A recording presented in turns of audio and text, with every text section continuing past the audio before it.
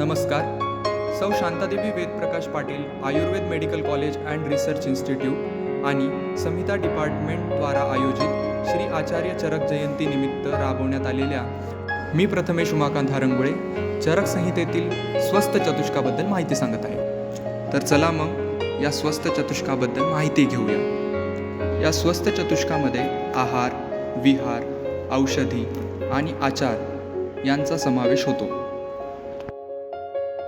आपण घेत असलेल्या आहारावरच आपल्या शरीराचे आरोग्य अवलंबून असते.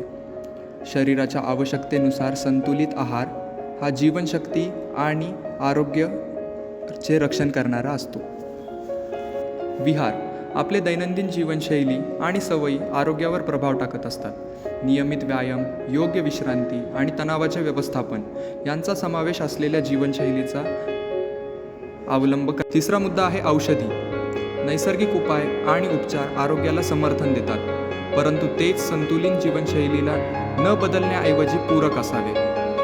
आचार नैतिक वर्तन आणि सकारात्मक मानसिकता समग्र भलेपणासाठी महत्त्वपूर्ण आहे. मनस्थिती आणि सुसंगत संबंध या चार पायांचा म्हणजेच आहार, विहार, औषधी आणि आचार आपल्या दैनंदिन जीवनात समाविष्ट करून तुम्ही समग्र आणि आरोग्यपूर्ण जीवनासाठी एक मजबूत आधार तयार करू शकता.